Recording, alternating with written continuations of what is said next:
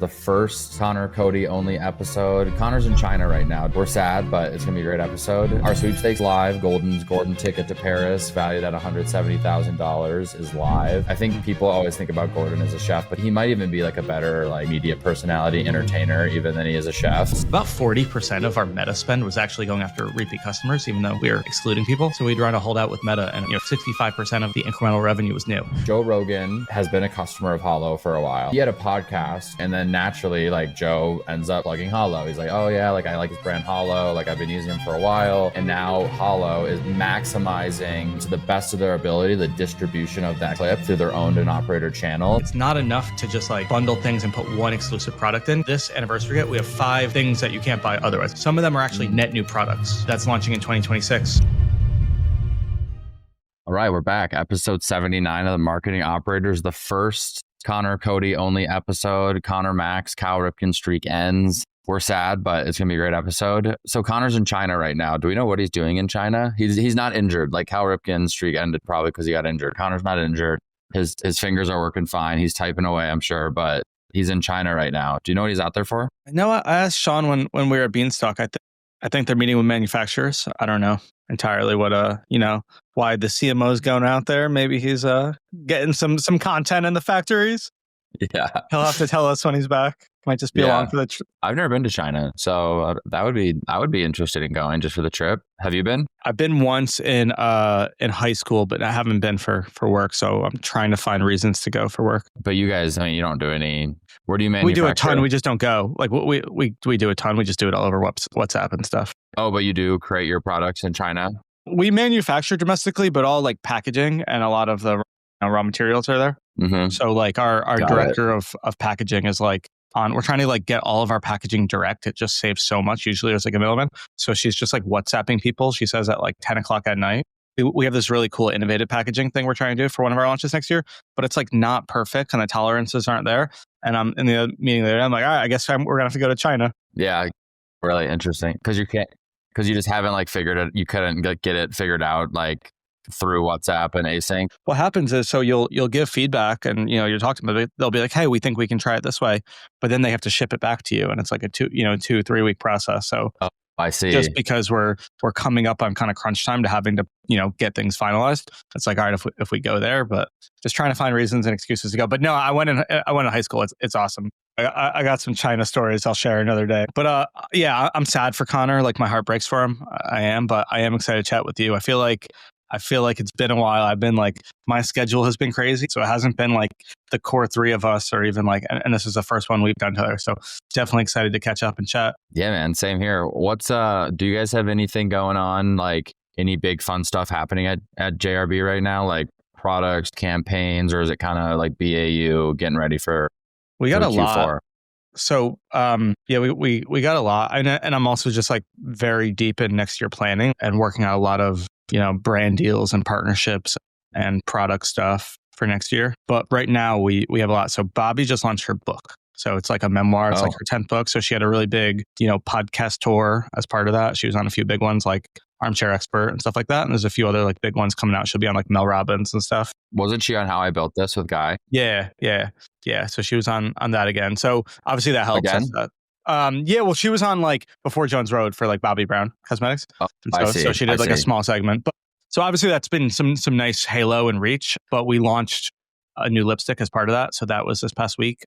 Not like a giant, huge launch for us, but definitely actually seeing better acquisition performance than we expected, which actually will be relevant to today's episode, I think, because some surprises there. And what was that launch? That was classic lip, like a lipstick, yeah, which like she's kind of known for. So that helped a lot. We have our anniversary kit coming up in next week. That'll go for all October. That's like 5 exclusives. Doing a pretty fun teasing strategy for that. So talk about that. Then we have holiday collections in November, and that rolls us right into Black Friday. So yeah, that's nice for this year. And then a lot of big other stuff. How about you guys?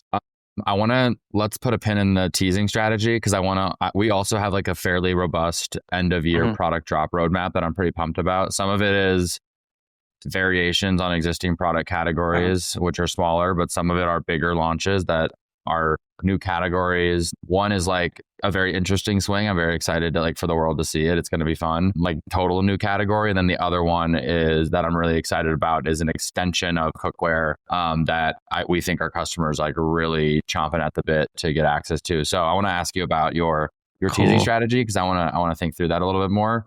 Our sweepstakes launched on Monday, so that's live. Gordon ticket to Paris, valued at $170,000, is live, which is exciting. You know, I think I take for granted. I'm curious if you feel this way about like Bobby at all, but like Gordon is just so good in front of a camera, right? Like I think people always think about Gordon as a chef, but he might even be like a better like media personality, entertainer, even than he is a chef. Sure. And so this year, our hero, like everything's always centered around this hero video for the sweepstakes, right? Like I want someone to hit the landing page, and then section 2 in the landing page is this like nice, well done video that's like high five, very visually engaging. This year, we went with a different visual concept for that video, and whereas last year it was like it was of Gordon, actually like a single shot of Gordon like walking in his restaurant explaining what the sweepstakes is.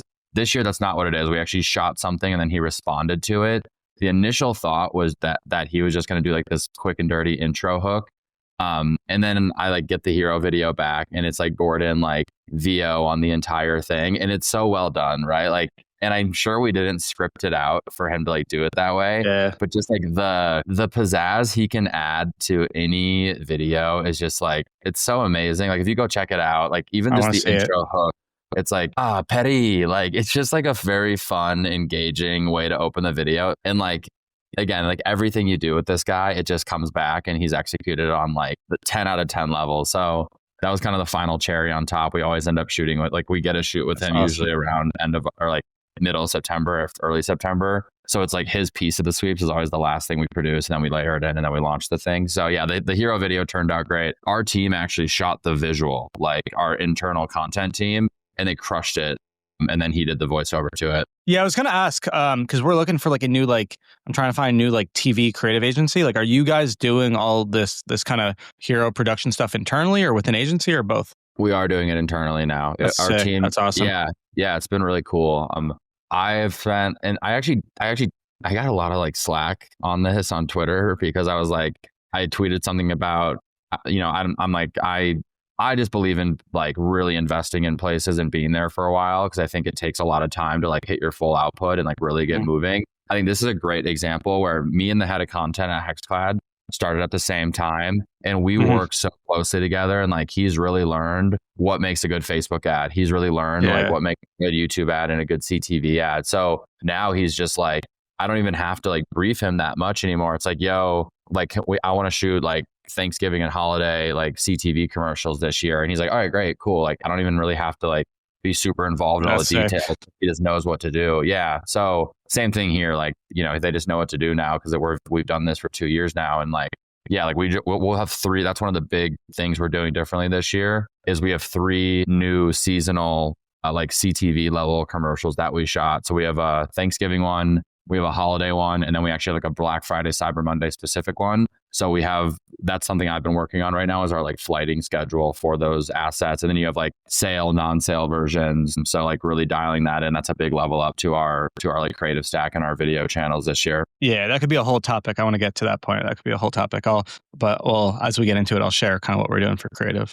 Yeah, well, let's get into it. I want to hear about your teasing stuff. But before we do that, shout out to the sponsors, Motion, Prescient AI, Rich Panel, Afterstyle, and House. And shout out to the listeners. If you're liking the show, make sure to share it with a friend, like, subscribe. We're trying to get this show in the hands with as many marketers as possible.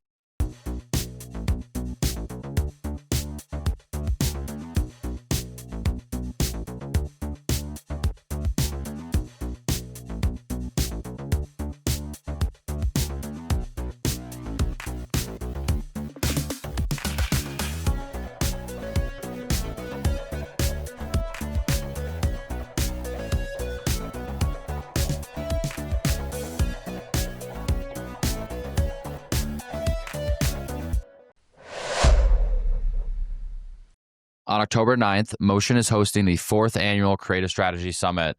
The virtual event is free to attend, and it is where the best performance creative teams on the planet share what's working. Seriously, I have attended this the last few years, and I am really blown away at the reputation and the people that Motion is bringing on and just the quality of the content that these amazing creative strategists are talking about at this event. And we're really going to learn what's working, how they're evolving their creative strategy, and the overall bigger shifts in the world of DTC and creative. It's over 6 hours of programming featuring elite DTC brands and a must-attend event for anyone working in paid social. I'm going to be there. Cody and Connor are going to be there. Plus, the marketing operators are doing a live podcast episode. So we're really excited about that.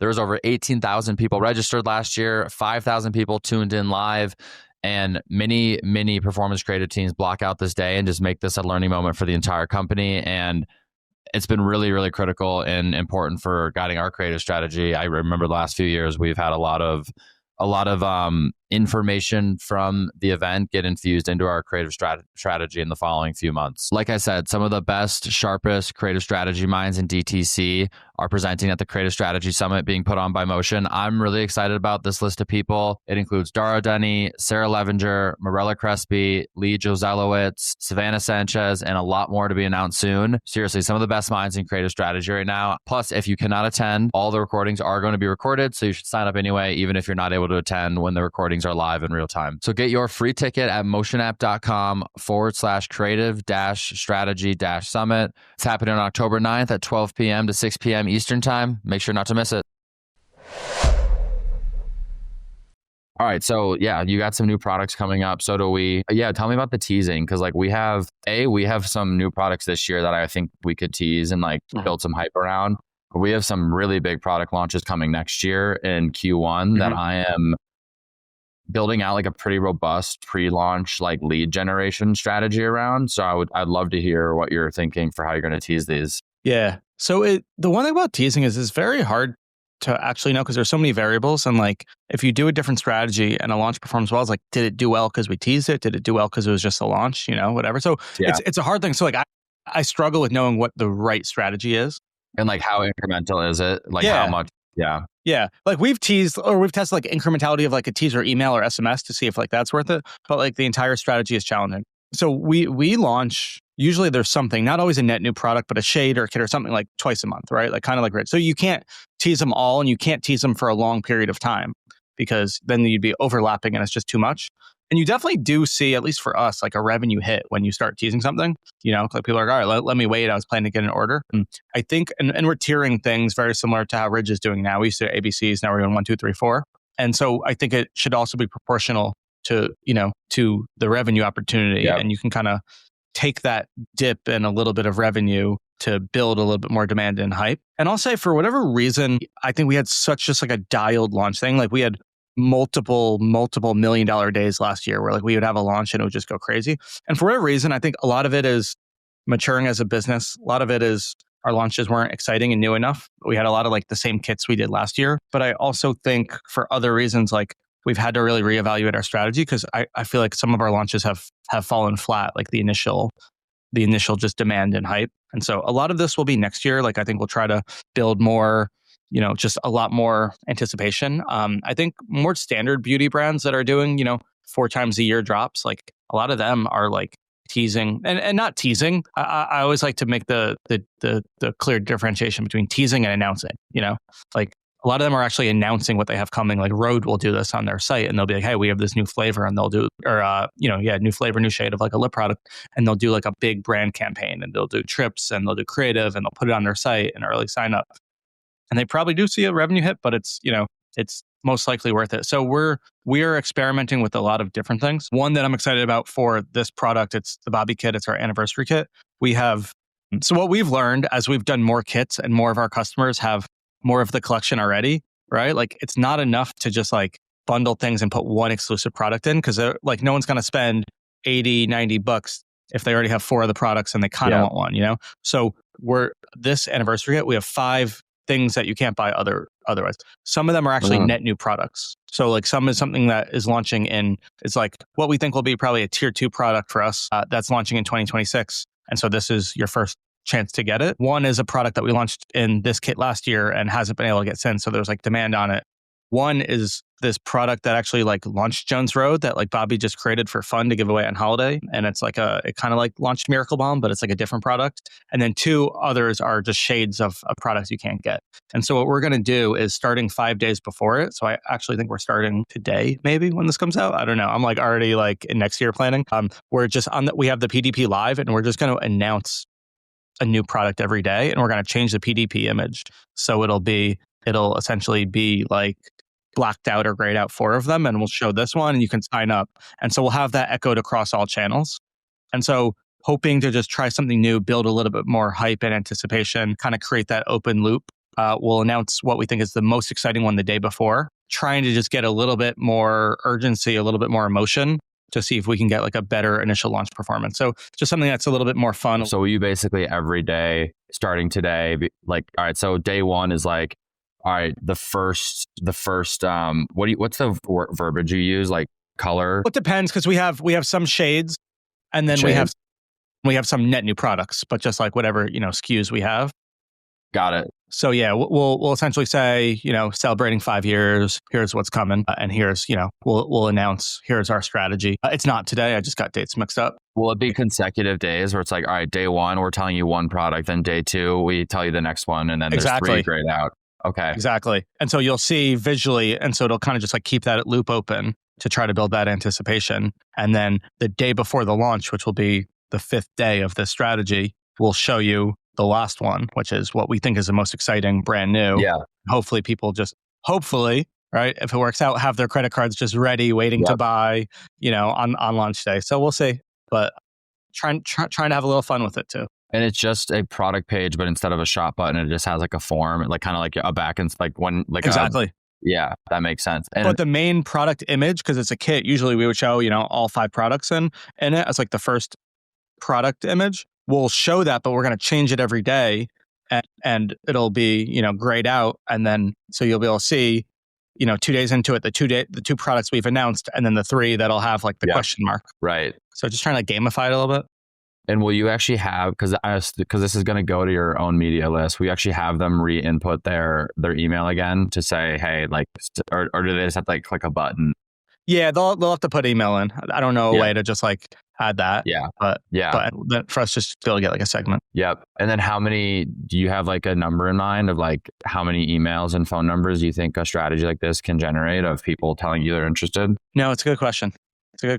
I don't know. And I think there's probably a lot of people that, are going to be, all right, they already have my email. They'll just like follow along. Right. Hopefully the impact will be outside of the net new email. I keep hearing the same things from people lately. I'm being asked to do more with less. I have big goals to hit, but my budget is tight and every marketing dollar needs to work harder. I know I'm hearing this at HexClad. I'm sure a lot of operators are hearing this at their brands. Super relevant right now. Incrementality testing is the best way to figure out what's actually moving the needle, so you can move around your ad spend in a way that's backed by science. All 3 of us use House for incrementality testing. We all love it. And House is now working with more than 40 of the top 100 DTC brands, which is pretty insane. I can speak personally for HexClad. The amount of insights that we've gotten, especially on our view-based channels and how those are driving impacts in efficiency and revenue for our business, is not only super valuable, but only possible through House. Channels like Connected TV, YouTube, TikTok, these very view-based channels that don't garner a click the same way that Facebook and Google does, have been really only measurable through geo incrementality holdout testing. And the actionable next steps from these tests in terms of deciding to scale up or down or keep spend where it's at is really amazing. House helps you run experiments on your channels so you can confidently answer the questions you've always wondered about. Things like, what channels are actually driving my business? How much should I be spending on each channel? What's the impact of my ads on Amazon or retail sales? How should I structure my Meta and Google accounts to make sure they're spending dollars in the right way? The beauty of House is that it's built for marketers. The science under the hood is rigorous, but the platform itself is simple. So you pick a question, launch a test in minutes, and get real results fast. Every customer is paired with a measurement strategist, someone who understands growth and brings a clear strategic point of view. They will get to know your business, help you build a roadmap of impactful tests, and guide you as you operationalize incrementality in your day-to-day. Even if you're brand new to testing, you're not doing it alone. It is very much in no way like go sign up for the platform and figure it out on your own. You have a partner in these customer success reps from House who's been in your shoes. And now more than ever, you need to make every marketing dollar count. Up-level your measurement with House by going to house.io/operators. That's HAUS.io/operators and start allocating your budget with confidence.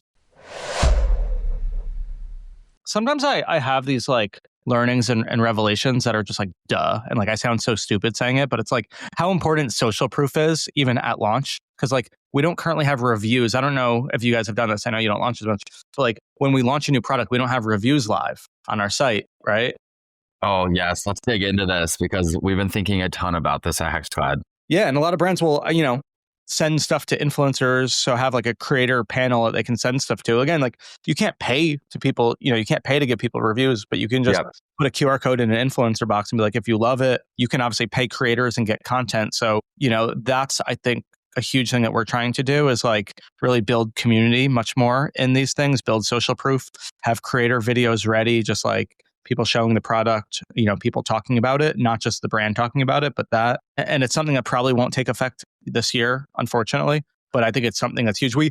And part of the learning for this, we were actually in the process of testing this new PDP that we have a few months back, and we had a launch, and the test was winning. Like the PDP test was winning as a whole. And then when we had this launch, it started losing, and we were like, why? And we realized that was why.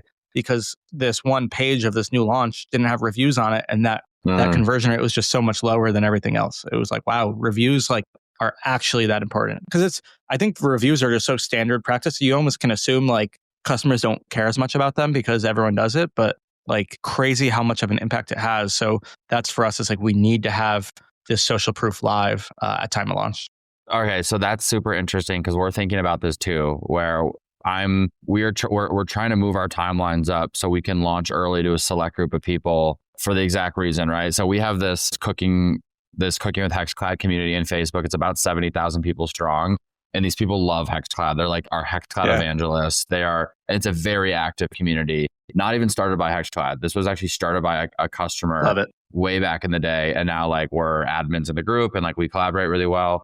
But what I want to do, like, basically the timelines I'm trying to get to is, hey, we have a new product. Let's ship in 100 of these things like 2 months ahead of time.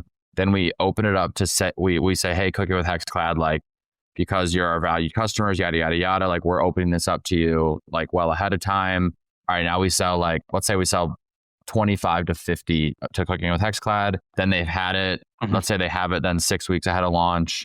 Okay, then they're using it for 2 weeks. Now we're 4 weeks ahead of launch. Then we send them an email and say, hey, like an actual custom email too, not just like our everyday judge.me review flow, like a custom email for this that's like, hey, like you're our most valued customers. Like, yes, we wanted to give this to you early because we value you as a customer, but also because we want your feedback. And like you leaving a review is super valuable to us and how we can like spread this product with the broader public. So I agree. Like my goal is to end up with every new product having like hopefully 10, 20, 30 reviews from people that are like the HexClad evangelists. And presumably we'll leave like the most detailed, best, most positive reviews possible. Because I agree. I think that if we can launch a product, especially a product in a new category, and have 25 like really amazing reviews from the Cooking with HexClad community versus none, I think that's got to be a massive lift in conversion rate. I don't know if we'll test it ever, but like it's got to be. Highly recommend it. And it's something we're focused on.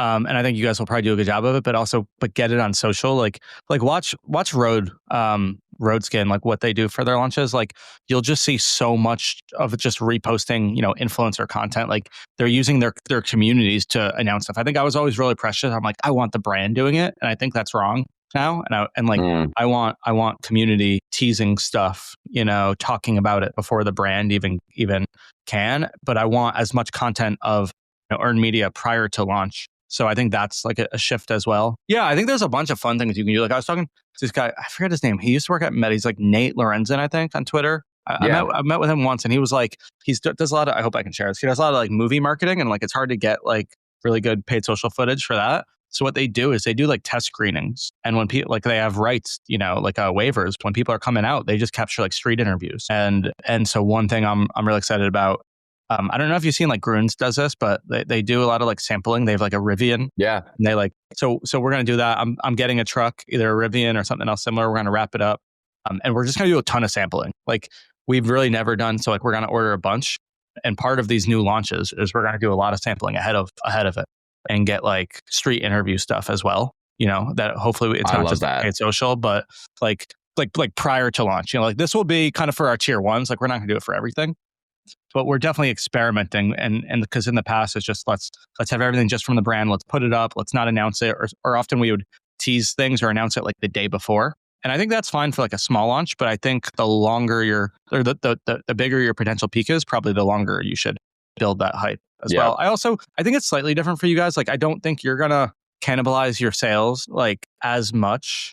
Maybe I'm wrong. Versus like for us, people definitely wait because they're like, all right, if I'm getting free shipping, let me like not place 2 orders. I feel like for you guys, because of your consideration at AOV, like it might not do as much, but I could be wrong about that. So we tease stuff. Like what we've done in the past is we'll create these landing pages, these teaser landing pages that are just very product focused. It's like coming around these dates, it has all the product imagery, it has all the use cases, lifestyle imagery, it has the product specs. We did like a controlled test on this at some point last year on our barbecue pan. And basically what we were trying to figure out is like, did the audience that actually visited this page, like, did they actually convert at a higher clip? They definitely did. Now, who's to say so like, because basically the strategy is you have your like engaged email segments that you're sending all campaigns to, and you're teasing the product. And then you have this landing page that you're redirecting traffic to. And then when we actually launched the product, we just separated out that segment and said, all right, here's just the segment of people that visited the page versus our overall engaged segment. And like, of course, we saw a pretty big lift from the people that visited the page. Now, that's kind of also like a self-fulfilling test in a way. It's like, who's to say if we wouldn't have done that those people that visited that page would have converted at the same clip. Sure. I like to think that it did improve the revenue per user on those people that visited the page. Because like, how couldn't it? If we're letting them know beforehand what the product is, like they're primed to buy. So I do think it's worthwhile. The one question I have for you about one of our launches coming up, I'm curious your take on it. We have a huge new category launching, like A+ launch, like maybe our biggest launch ever, coming in 2026. I think what I want to do is I want to take advantage of all the traffic that we're going to hit our site in November, December, but I want to do it in like a non-interruptible, like a non-interrupting way. So what I want to do is build out like a very robust landing page explaining exactly what the product is. I don't want to hide it because I want to have really high intent people that are giving me their email, but basically have this page. We'll do some own media pushes to it, but other than that, it'll just be like a landing page that lives on our site. And then we'll have various like modules on the site that people can click to get to it. But it's also during Q4 where we're trying to drive the most conversions possible. So it's like, I don't want to get in the way of people converting. And I think there's ways to like be strategic. Like, all right, post-purchase, maybe we have like a module that redirects to it. I was thinking about that. Yeah. Like email flows. Yeah. So email flows is definitely, but like post-purchase email flows. And then my goal is that like, all right, we'll hit January 1 and have tens of thousands of people that have seen this page and given me their email or phone number and name. And then we have this like, and then we keep running it through Q1. And then by the time we launch it, we have hopefully a list of like tens of thousands of people that are really excited and waiting for this product. So I think the thing that I'm trying to figure out is like, we're definitely going to do that, right? It's just a matter of when. It's like, what's the right timing? Should we do it on November 1 and take advantage of all the traffic hitting our site? Or should we wait and let Black Friday, Cyber Monday, and holiday have its moment? And then maybe we launch it like towards the back part of December, which then we'd miss out on, the tens of millions of people hitting our site. But we'll still have tens of thousands of new to file people.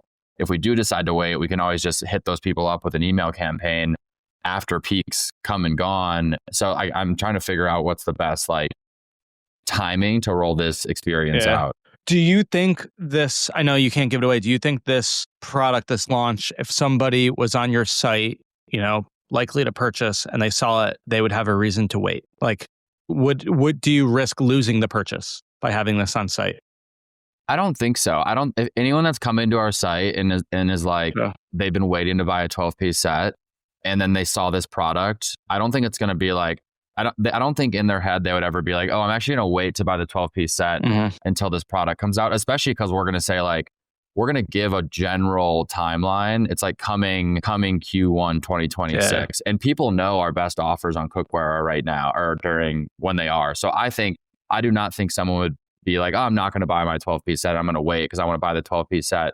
Because you're asking me, like, do you think people will wait to buy the product they were going to be there for with the new product, right? Yeah, because you're trying to put it on the site, potentially now to get all the signups, all the visibility on it. But it's like, or are you better off just acquiring as many customers as you can and like focusing on that and like don't do anything to risk, the conversion rate, and like you'll be better off just acquiring more customers on your current thing, Yeah.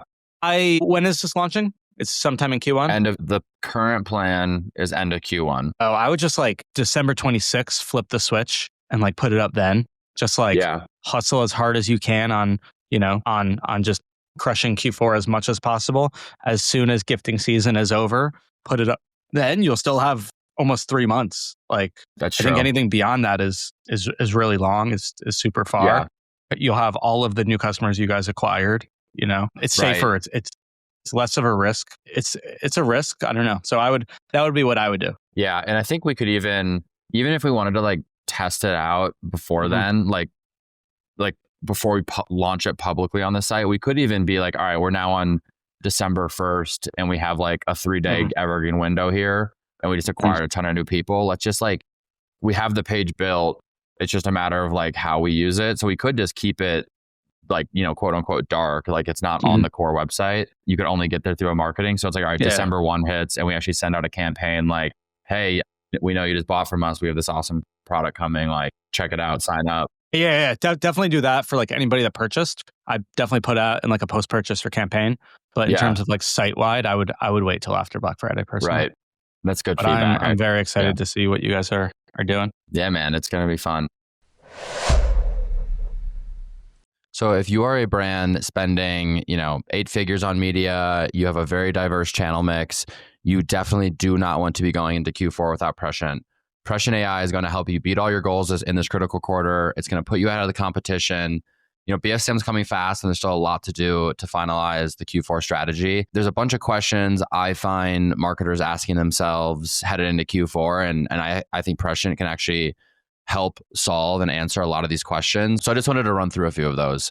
Question number 1, if you're wondering, should you increase, decrease, or reallocate spend for the shopping season, Prescient shows you the optimal media mix to drive the strongest Q4 performance, whether your budget grows or shrinks. I think that's one of my favorite parts about Prescient. You can actually say, hey, I'm currently at spend levels X, but I'm going to bring my spend to Y in the next X number of days.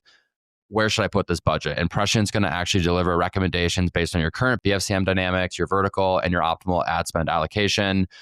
And then the next question becomes, can I adjust this in real time? HexClad moves budgets around a lot in Q4, and we really need to know, hey, where should we put that budget? So being able to do that spend forecasting exercise and letting Prescient know how much you're going to increase your budget, and then they're giving you an optimal media mix, just makes it really easy and straightforward to allocate your ad dollars efficiently. You might also be wondering and thinking, I don't have time to onboard a new tool mid-season. Like, how can I get MMM level of visibility? That's one of the best parts about Prescient is it is super easy to onboard. They connect to your data sources in days and has your Shopify brand live in about 10 days.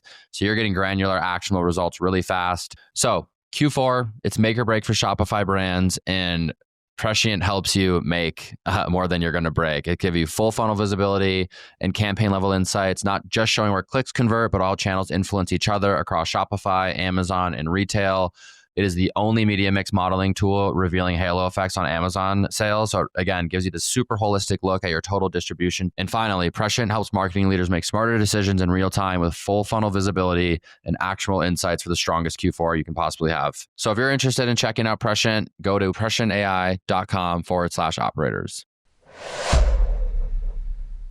I wanted to talk about Holo and they're like what I'm calling like reactive marketing.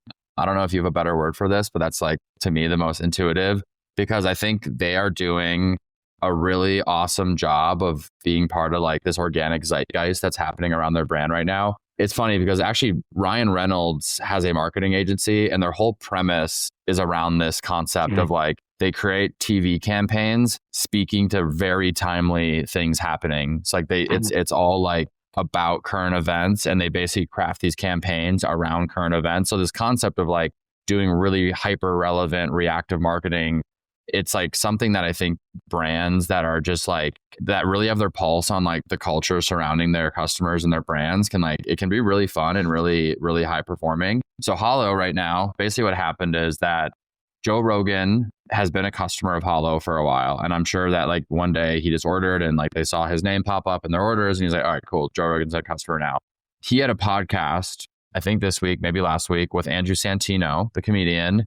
And all of a sudden they're talking about alpaca. And then naturally, like Joe ends up plugging Hollow. He's like, oh yeah, like I like this brand Hollow. Like I've been using them for a while, yada, yada, yada. It's like super awesome organic plug. And now Hollow is basically just maximizing to the best of their ability the distribution of that clip through their owned and operator channels. So I'm going to pull up my text because I brought it up with Zach, and let's find this real quick. While you're doing that, let me just say one thing about Hollow.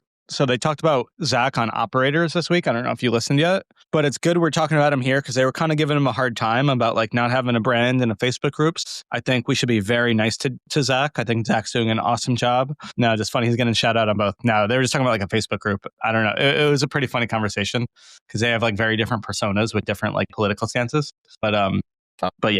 Wait, within Hollow? Yeah, I guess Zach, and hopefully this will be a good plug to go listen to operators this week. But I guess Zach like tweeted about like, you know, he wants to have a Facebook group for Hollow, but like he's worried that he's got like different personas. He's got like, you know, like hiking girlies that are probably liberal, and then like hunters that are probably on the right. And like if you put them all in a group, like what would happen? So that was like the conversation. It was funny, but that is funny. No, it's awesome to see this. That is a funny problem to have. Like, are you going to create this Facebook group to help like develop community? In reality, you just create like this battleground between the two different customer types you have. That's funny. Okay, so basically they saw this clip happen. They acted. First off, Max, I think his name's Max, or he hit me up right away when this happened because he remembered when HexClad got a Rogan plug, and he was like, "How'd you guys like think about this?" But so now Hollow is pushing it in SMS. They're pushing it in email. They actually like made this really cool organic like response style video with their director of product where like they played the clip of Rogan and then they like stitched together their head of product like responding to it like in the factory with a sock, which I thought was really engaging. They happened to say they were just like shooting content in the factory, like just like good timing. But but it's awesome they were able to turn that around quickly. Yeah. And then I think Zach said testing a quote of it on the landing page image and PDP images. And then I think he said he's going to try to cut it into a paid ad. So really like took this clip and within like 24 hours had amplified it on every single core channel of theirs. And I think that's just like brilliant. Like that's like really good reactive marketing. It's a really good job to act on it quickly. And like, I think that's a massive endorsement. And even if they were to only plug it in their own channels, there's just no way that can't be a great lifetime value driver. And like what great validation for everyone that's already a customer of Hollow to see Rogan plug it. And I just guarantee that's got to have a massive impact on like brand loyalty and affinity. I am very curious to see if they can like, you know, I feel like the two like media plugs you always see brands cutting together ads for are Rogan plugs and Shark Tank. So I'm very excited to see them. Yeah. I'm sure they're working on some ads right now. But I was like really impressed with their ability to act quickly. I don't know. Do you have any thoughts on that? It's just cool. I mean, obviously, I don't have to tell you because the whole Gordon story, but I think about that a lot. And like I go in our Instagram pretty often, especially because like creator whitelisting partnerships are such a big focus right now. Like I go in our Instagram pretty much every night now. And I even had, we use this tool called Nectar Social, and I even had them build a report of like our top followers, engagers, customers by like audience size, you know, to see like just trying to find authentic fans of the brand that like you might not even be on your team's radar. Yeah. So, I mean, I think it's just so cool when it happens organically and you know, it's just a customer. Like that's just it's like, awesome. Forget about the revenue opportunity and stuff like that. That's just validating as a founder and a business owner. You know, it's just like a really cool thing. So I think that's cool. And if they happen to, you know, to see it, and if it's somebody like Rogan that's that big, it's just like, yeah, it's awesome. Yeah. Have you heard of this company called Outer Signal? Tell me more.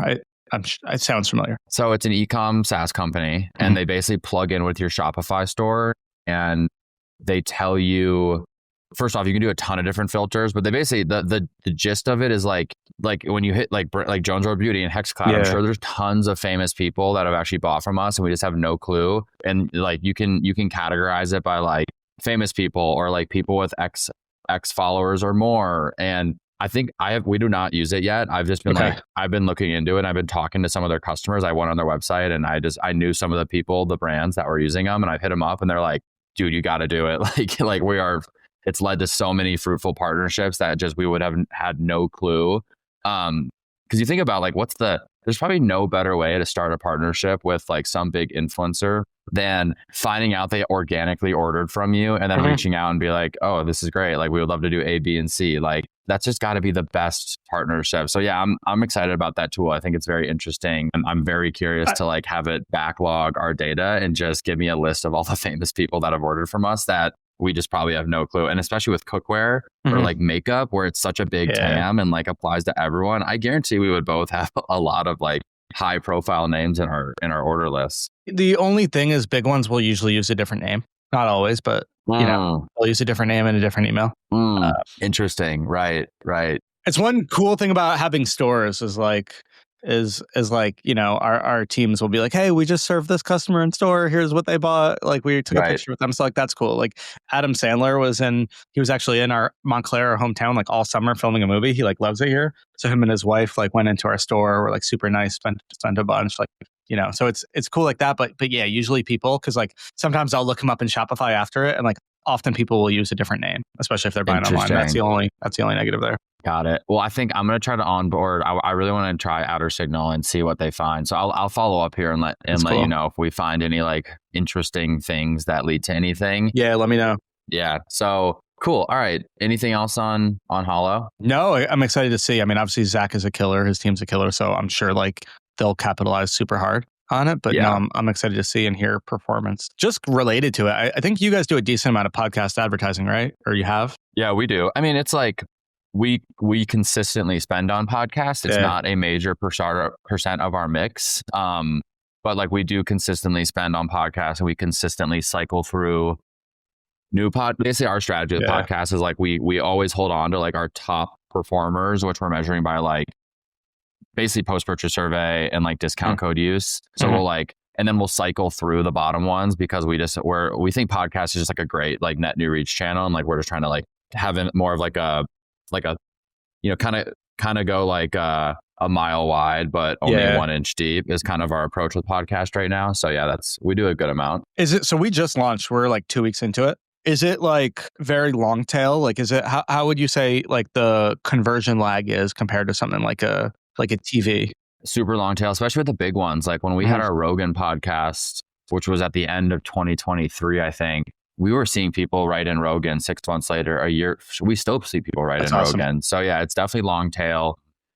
You know, hard to measure, of course. We kind of like to use, we'll take like, in terms of measuring the channel as a whole, we'll basically take like our post-purchase survey completion rate and kind of correct for that. And then like multiply that by the total. So it's like if you have a 15% completion rate, you correct for it's, you know, you do 100 divided by 15, and that's like your multiplier to correct for 100%. And then we'll do that for the podcast just to get like some semblance of like what's the net like CPA on this channel. And it's like pretty decent. So I don't really feel comfortable scaling it super aggressively. Maybe at some point we'll take a swing. It honestly just hasn't been a channel we've been like hyper focused on scaling. I'm sure if we were like, all right, let's focus on podcast for like 2 months, we could probably figure out how to scale it and measure it effectively, but that's kind of where we're at right now. We're using the same agency that Ridge uses. They recommended them, and they're great. But I think we might use them. Wait, I don't know. Actually, I'll have to sidebar on who it is. Yeah, but so we're using this software called Podscribe. It's like almost like a pixel for podcasts where it can kind of like track IP and stuff. So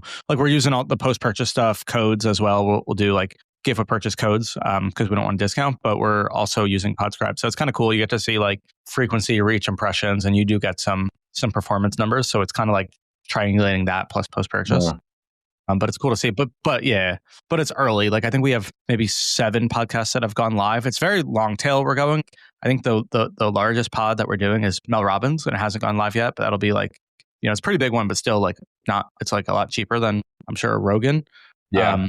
But there's like a lot, like we'll have podcasts that are like $500, $1,000. So like very long tail. I would say like a few of them are already profitable. I would say most of them are sitting at like, not great CPAs, but like, again, I'm just being patient. Like it's 2 weeks in, and obviously there's a learning curve with any channel, but I'm sure a channel like this is going to be a pretty, long tail 30-day attribution. Oh yeah. Yeah. What kind of budgets are you playing around with for your jump off point? We're going 100K a month. We'll go 100K for 3 months. And again, like I'm sure it's all relative to what you're spending. I think a mistake I've made in the past is with new channels, not going big enough. Totally. And you don't really get enough of a test, and you can't test as many partners and learn as much. So I'm not going to do any channel less than that in 3 months. I'm not going to do any channel. I mean, it's different if you're testing like a Twitter, like as part of like a holdout, like you can do that for less, but like an influencer, like a new like top of funnel channel, like it's got to be 3 months, and it's got to be, you got to commit to it. I think that was the mistake we've made with like some of these channels in the past, like influencer or something.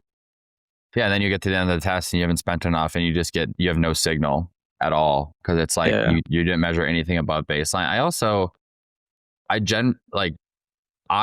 This is probably different than I used to think about this. Like when I launch a new channel, I'm not necessarily looking for like a 100% accurate signal. I'm just looking for some sort of directional signal. Like, hey, we've been spent. It's like if we're going to go take a swing at Pinterest, and I'm going to be like, all right, I'm going to commit to spending $100,000 on Pinterest for 3 months. Like, I just am hoping that I see some sort of signal, like in our post-purchase survey data, that shows some sort of uptick in Pinterest over like the 6 months, like the 3 months that we're actually spending plus the 6 months or the 3 months after. Like, it's like, I don't need to measure the channel perfectly. I just need reason to believe that it is driving an uptick. And then we can go down the path of like, all right, now how do we actually get like the best net read possible on this channel? Like, is it MTA? Is it post-purchase survey? Is it MMM? Probably a combo. Is it a holdout? Probably that too. But like probably same with you. Like if you go and commit to $300,000, I would hope you get some sort of good signal in your survey data showing an uptick. That's like, okay, this is a worthwhile channel for us. The trend is already up, even with just a handful of partners being live and early. So yeah, it's like the CPA is like atrocious right now because it's 2 weeks in. It's definitely incremental. We're definitely seeing code usage, which is cool. So I think there's at least something there. But yeah, same thing. Like I talked about last pod with Connor. I think you were on as well. We're talking partnership ads. Like we're doing like also influencer, like sponsored influencer stuff, and it's pretty rough at the beginning, but like we're probably on month and like starting to get some wins where we'll have some reels that are actually like pretty profitable. And like, so the program as a whole is not at an amazing efficiency, but like there's something there. And I feel like if we weren't testing enough partners, like we would have cut it earlier and like, you don't have those wins. So now it's like, all right, let's do more of that. Let's do less of that. And maybe in 6 months, it's, we just continue to pivot our strategy. And I just think you have to be willing to be patient with it, Yeah. We've definitely found those like 10 to 20% of podcasts that drive the most performance. I forget the name of that rule, but it's very much Pareto's principle or something like that. Yeah, like 20% drives 80% of the results. It's absolutely that 100, and then we'll cycle through the bottom 80% and then slowly find winners and move them into our like recurring ones. Well, that's the same thing. Like, and I know we want to talk about partnership ads. Like, that's our focus right now. And like, same thing. Like, I think we dabbled too much in the past, and like, hopefully, your learnings and your hit rate gets better. But it's almost like it's all portfolio management, and it's almost like venture capital. And it's like if you're angel investing, like you can't write 2 checks. Like your probability is so low that like if you're going to do it, you have to write 10. You know what I mean? Because your first 8 are going to be washes, and then your 9th one is going to be carry it for the whole portfolio. But it's almost like it's actually riskier to invest less and do less because your probabilities are just going to go up with each one. And same thing with partnership ads, kind of what you're explaining. It's like you might have 2 out of 10 that hit, but those 2 that hit are going to carry it for the rest of them. And hopefully over time, you can get to 4 out of 10 that hit as you learn. If it's your first time doing channel, like don't expect to be at 4 out of 10, but that 2 out of 10. But you have no chance getting that 2 out of 10 if you only do 5. Yeah, you got to cast a wide net up front and take some bets. Yeah, I'm with you. 2 years ago, we had a crazy Black Friday. We were actually one of the top selling brands and products on Shopify. It was really cool. Harley shouted us out on TV and everything, which was awesome. But it wasn't all good news. With unforeseen growth comes some challenges. And one of the challenges we had was we had a crazy backlog of CX tickets. At one point, I'm embarrassed to say we had a 7-day average response time that lasted for longer than it should have. A big part of it was our CX software was just not scalable and couldn't keep up. We were using one of those old legacy slow players. There was no AI involved. There was no automation, and just the UX was not great. And so when we came into Black Friday of last year, we knew we needed to prepare better. So we switched to Rich Panel. It was pretty close before Black Friday. Onboarding was really quick. 2 weeks was all it took. They got all of our macros there. They got all of our tickets. They trained our team. They just took care of everything. We got the self-service widget set up. I think now like 40% of people are actually getting responses just by the self-service widget. And then we're using obviously a lot of the AI. They have this like social AI moderation tool that us and Ridge are big fans of. Our average response time is now within hours. We've gone from 18 people to 10. We're able to, our CSAT is higher than it's ever been. And so last Black Friday, no backlog, all of our peak moments, we're able to, without having to fully ramp up our team or like go crazy with it, we're able to get back to people way better, provide a better customer experience. And Rich Panel is a huge part of that. So if you want to get ready before peak season, before Q4 and Black Friday, switch to Rich Panel. You'll save money on software. You won't need as many people, and you'll be able to just provide a better service for your customers. So go to richpanel.com/demo and tell them Cody from Marketing Operators sent you. Let's transition into the partnership stuff, because this is actually the main thing I wanted to talk about. So 6 days ago, you tweeted Meta % new visits L7. We're onto something with a screenshot showing your new visit % growing. So you're doing something that is driving, more of your clicks to be the first time someone's visiting your site. So I got a bunch of questions on this. Like I think this is through partnership ads, but like... Yeah, multiple factors, but yeah. Yeah, so can you just talk about what you're doing in the ad? Because we've been talking, I feel like we've been... me and Connor have been talking a lot about, like, you've been planning a lot of this, it seems like, in the last few months. And it sounds like some of the planning you were doing is starting to like actually spit out assets that are getting into the account. So like, can you just talk me through what you're doing and which like ads are driving marginally higher net new visit rate? Yeah. We are grinding. The amount that we're changing of our overall media mix and like marketing strategy is crazy. Like we've changed, I don't want to say our entire team. We have new team. We have some like killers on our team now. Every agency that we work with. So we're changing a lot because we just had to. And like, we're also doing it like right now, trying to get really dialed before Q4. And we're finally finding some wins, which is, can't tell you how excited I am about it, because it's been a grind and it's a struggle. So we're doing a lot of things. I do think the overall media mix changing is helpful, and just the more new reach you have coming in from other channels is definitely important. I talked about like Waste Not. I don't think I actually mentioned it on here, but like I was kind of like patient zero for Waste Not. So we used to find that validated with House in North Beam as well, about 40% of our Meta spend was actually going after repeat customers, even though we were excluding people. So we'd run a holdout with Meta, and about 40%, 65% of the incremental revenue was new. So it wasn't totally wasted spend, because it was actually still incremental on the repeat customers. Yeah, but I got it. We just didn't really want to have as much spend on them, right? Like we have different targets for that. So on regular stuff, about 65%. That one that we're still really not allowed to talk about with Meta, the bidding up and bidding down thing? Yeah. I was about 80% new. After going live with Waste Not, 96% new. So we fixed our exclusions, and we had tried everything else. Like we had legitimately tried everything. I remember I was out of office. I think it was right around the summit, actually. It was like I came back from the summit and just like wasn't checking in as much over the weekend and stuff. And I remember seeing the day we went live, our AMR was really rough before, and it just took off. So like our total business revenue is the same, but the split of new versus returning, just like huge shift when we went live. So that made a big difference. How does Waste Not work? So it's like, you said it's like a better way to like, so because classic exclusions are like pixel-based purchaser exclusions or website, or like upload a Klaviyo list and exclude that. So what is Waste Not doing? It's over my head. I should know better because it had such a big impact. One thing, it's essentially like a CDP that'll like take data from multiple sources and kind of stitch it together. And I don't know if they're modeling it or... So it's like better match rates or something. Yeah. Well, one thing I didn't know, and I didn't believe it at first, and I had to look up the documentation, is like for Klaviyo. So obviously, like I think everybody knows with Pixel, there's issues post iOS. Like there is a lot of leakage and cross-device stuff, with a third-party Pixel. But with Klaviyo, I looked up the documentation because I didn't believe it. They're only sending data back to Meta if it's like a Meta click ID associated with it. So like imagine you have a TV ad and you have a lot of direct traffic, and that somebody purchases. That's not making it to your Meta exclusions. And that was a large amount of customers for us, So you're saying so basically any conversion that like is from someone that didn't click a Meta ad. That's my understanding. And I look, maybe it's not the click ID, but it's something related to Meta.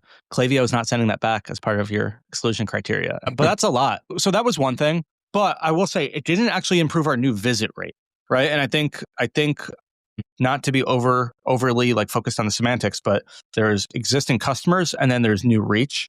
So what happened when we fixed Wasteland? It fixed our exclusions, but we still had a reach issue. We are now just increasing the frequency on people who saw our ads and clicked but hadn't purchased yet. And we had to break out of that. So one of the tests we did, I just like looked, and you know how you can get like a rolling reach report from Meta? I've seen a few people like have built these with the API. I don't know if it's like vibe coding stuff. So been using those tools and keeping a close eye on like rolling reach and all cost per incremental reach and all that stuff is like our main KPI now. Diagnose that as the issue. I've talked about that. So that's where we ran mid-funnel. 20% of our account on mid-funnel. 10% was on custom event quiz completion. 10% on view content after landing page funnel. Dropped our cost per incremental 26%. So have you ran holdouts to validate those mid-funnel events? So we had done 2 holdouts on mid-funnel just as part of like its own thing. What we did for this one was just an account-wide test. Got it. So that was just our whole Meta account and kind of just like a pre and post, but it was clear we were overspending on conversion. And so that helped. And then we've really just been hammering persona funnels and partnership ads. I just kind of looked around and, I've talked about this a bunch. It was like all the brands that I know that are crushing it. This is what they're doing in their ad library. You got Groons, you got AG1, you got Loop, things like that. Obviously I talked to people in network and so we just took bets on that. So, mom persona has really been the big one we've done. We also built a lot of new landing pages. So how everyone says like creative is the targeting? We found like, I don't know, my suspicion is like, I know Meta does crawl the landing page. I think there's a lot of memorization stored at the landing page level as well. And we have so much data on the pages we've had, and so we built these very specific persona funnels, like 5 reasons why moms love this. And we have mostly partnership ads going to them. We have standard ads as well. And that was, I think, the big unlock is kind of that combination, very top of funnel messaging about a persona, partnership ads. So you're getting data through the creator's handle that informs, the targeting. And then you have these landing pages that are very specific to it. And so what I shared, that 70% was kind of account wide. So I think it was a combo of multiple factors. It was also that we're doing a lot more of that bidding testing, but I think it's a combo of things. And that's really been the big one. So it's so funny because on that podcast, like 2 weeks ago, I was like, with you and Connor, I was like, oh, we're not really having that much success with partnership ads reaching new people. And then like the next day, it just like took off and like we're starting to see it. So I don't know what I'm going to say on this podcast that we're not having success with. Like, the IRS is not giving me tax refunds, Yeah. I have so many questions. So are you running the partnership ads under the mid-funnel events or purchase conversion, or both? Mostly purchase, but we are starting to run that on as well. Okay. I don't think there's a harm in having it in both. I've, talked to Meta about it. I don't think like you water down any signal. So we're starting to do both, but it's mostly purchase. So then what are you running in the Quiz Complete optimized campaign and the view content optimized campaign? It's creative that we think is probably more mid-funnel. So we still do have like some statics, but mostly video. It's very similar actually because we're trying to be very upper funnel messaging with these partnership ads, very persona messaging. So I'd say it is definitely very similar. And I don't know if there's a problem with that, but it's not just partnership ads. We have statics, we have standard videos, we have some more branded stuff, but it's very similar. We do the same, by the way. We launch like our more like brand forward hi-fi video creative under those, but we also launch our like native, like some of our like DR, like native shot, like we call them like the de-influencing ads. It's like, my God, I forget it's like the these pans aren't cheap ads kind of that are super native shot. If you are running or operating a DTC brand, the next few months, BFCM and the holidays are your Super Bowl. The question is, are you doing everything you can to maximize average order value on every single purchase? Aftersell by Rocked makes sure you are. Aftersell is the leading post-purchase optimization suite trusted by over 50,000 e-commerce brands. With one-click upsells, cart and checkout optimizations, and Rocked Thanks monetization, Aftersell helps you get the most out of every transaction without adding friction. Brands like Jones Road, Ridge Wallet, HexClad, and Shoe Classic love it, and here's why. The data tells the story. One-click post-purchase upsell that convert up to 16% of buyers instantly. Smart checkout and cart offers that feel natural, not pushy, driving up to 30% higher AOV. And Rocked Thanks, which turns your thank you page into a profit center with premium partner offers, from brands like Disney Plus and HelloFresh. HexClad's been using AfterSell for a really long time. I love AfterSell. First off, there's no friction with AfterSell. It's all happening post-purchase. So it plugs in really, really well with your existing funnels that your team is spending hours building and optimizing. And it truly is just incremental revenue on top of orders you're already going to get. Naturally, a subset of people that have already made a purchase for you are going to see this AfterSell push. There's going to be an offer that they really like, and they're going to add that product on with one click. There is literally hundreds of thousands of dollars of incremental revenue happening on HexClad every single month simply through this post-purchase AfterSell up and cross-sell. And it is very easy to set up. You don't need any custom design, no custom HTML. It plugs in really nicely to your post-purchase page, and it's just incremental revenue on top of all the conversions that you're already driving. So it's really a no-brainer to set up. It's crushing for HexClad. On average, brands using AfterSell see a 30% lift in AOV and $20,000 to $30,000 in pure profit per 100,000 orders from Rocked Thanks alone. Don't just sell more, make more from what you're already selling. Head to aftersell.com/operators to activate Rocked Thanks and get the full AfterSell suite free exclusively for Marketing Operators listeners. So I want to ask you about the partners that you're working with. Like we've had some big bets pay off recently that we've talked about, but like one of the bets that paid off recently was like a big bet, like a 6-figure bet for like a 9-month deal basically. So, we've already spent, like we paid the creator and referencing $100,000. And there was organic deliverables, access to cut the footage up however we wanted, whitelisting, 9 months of usage. And we've already spent like close to $200,000 on the creative. So like we're going to get a huge ROI on it. It's scaling really nicely. The other one is one of our brand ambassadors who's like a Michelin starred chef. She was actually, I think, one of the first female Michelin starred chefs ever. And it's crushing. Like Hi-Fi, we shot with her in her restaurant, running it from her page. Are these like big bets with like big creators, or are they smaller bets with smaller creators, or a mix of the two? Like what kind of like influencers are you working with to make ads? So we're doing, I would say, a lot of testing, and I would say it's early. I am more bullish on the larger ones. Our top creator has like 3 million followers. Okay. So her name, I can share because I've talked about it. Her name is Emily DiDonato. She's like a model who's turned like a creator. Yeah, she's turned, creator,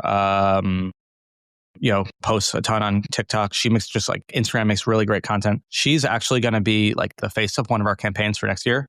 So really excited about that. So we're even like making a shade in her name. So cool. Very excited about, that.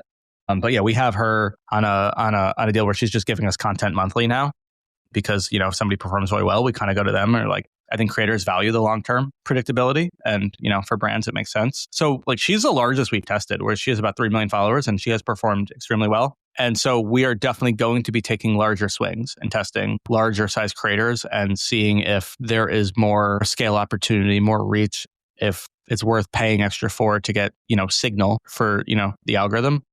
And it seems like you're seeing success with that, right? Dude, totally. Yeah. Like we are totally, like some of the wins we've had in the last few months are totally changing how we're thinking about the partners that we go with. Like Sean said this to me and Jason a while back. He's like, you guys need to go and like cut partnership deals in the non-cooking space. Yeah. You already have Gordon Ramsay, right? Like Gordon Ramsay is probably reaching most of the people that are in that cooking category. So we're thinking like, who's like the next big mommy blogger type person to partner with? Like, what about partnering with like some of these like wives of athletes, right? Like, what about partnering with like a Saquon Barkley's wife? Like, what would that look like? We're testing some athletes now and some wives as well. Yeah, because for us as well, I mean, I think we're similar. We talked about it a few weeks ago, but like we're not really looking for beauty creators. Like we need people that do post beauty. Like, yeah, I know you're not going to be familiar with this, but some of our followers might be like there's like a Michaela or somebody like that. There's like big beauty creators. That's not our look and our vibe. Like I think so. Like for us, like moms made sense. Like the next persona we're testing out is like professional women. So it's like who are like the busy professionals, like the creators who are entrepreneurs who are talking about business and finance, like that also happen to post beauty, like that's a persona we're going after. I think athletes makes a lot of sense, as well, like the health and wellness, I mean, it's like what's relevant and similar to that. And so I think same thing for you guys, because we both got, Gordon and Bobby. Yeah, well, that's what I wanted to ask you, like how, because I've seen like you guys have shot some really well done Bobby ads before, where like really like shot beautifully, really good storytelling. I think you guys whitelist from Bobby's page or do like partnership ads. Like, do those still do well? Yeah. I just think we've reached, so many people with them that we you need to reach new audiences. And for us, it's, new demos, millennials. And so that's where, I'm not saying we don't need to continue to reach our existing audience, but, she's probably not going to be the person to reach all the net new audiences that we want. Right. So that's where we're doing. Yeah. Like I'm even thinking about like who's on TV to reach our millennials. What's our strategy there? How do we produce some TV ads with, somebody in addition and have it be like a larger thing? So that's what we're focused on. Well, and I think, I don't really have data to support this. Well, I have a little bit of data to support it, but like, I think one of the reasons the Nancy Silverton is the brand ambassador that we've found some recent Facebook ad winners with. We also recently shot a TV commercial with her that we're running on CTV and on YouTube. That's like very hi-fi. It's like very much a brand forward TV commercial. And the whole concept's called Chef Echo. And it's like basically showing it like cuts back and forth between Nancy cooking in her Michelin star restaurant and her cooking at home to like really hammer home the point of like, restaurant quality, Michelin starred restaurant quality cookware that like you can use in your home. Right. So it's working really well in CTV. Like if you just look at like our CTV provider, Neon Pixels, like analytics, and you just look like at the creative, like the intro channel reporting, like that creative looks really good. I feel like that's got to also be at least in some part powering the performance of the ad. Cause like we have this very congruent experience now. We're like brand forward native asset of Nancy and CTV and YouTube. And then we get this much more DR, like your classic product review running through the value props Facebook ad. That's still hi-fi, but it's still DR in the sense that it's like a product review. I feel like that's got to be really working well together. Now, I don't have data showing like because of the CTV ad, like the Facebook ad is doing this, but like I think it's got to be. It's just a congruent experience. Oh, I love that. I was asking Connor McDonald about like similar thing with podcast. I'm like, will you ever take a podcaster that you work with and get like paid social access? Because like I think that would be great if you're listening to somebody's podcast and you hear of HexClad for the first time, and then you get hit with a whitelisted ad from that creator. Right. Like that's probably a great experience. So I think that makes a lot of sense. She's not huge on Instagram though, but she's like a big name in the chef community. Not huge on Instagram, but she has a lot of clout in the like chef space. And we always open with like, I'm Nancy Silverton, like Michelin starred chef, like owner of like ABC. So like she does have clout in the space, but we also know that she's not a big social creator. So we always like her hook with her creative because that is always that hook I just read, like just like establishing her credibility right from the jump. And especially in like, it's not as much the case anymore, but like, I think for a long time, and it probably still is the case that like the chef is I feel like a more male dominated space. So just being able to have like Gordon Ramsay, but then also Nancy Silverton and Dominique Crenn, it just like makes us way more well-rounded and it speaks to way more people.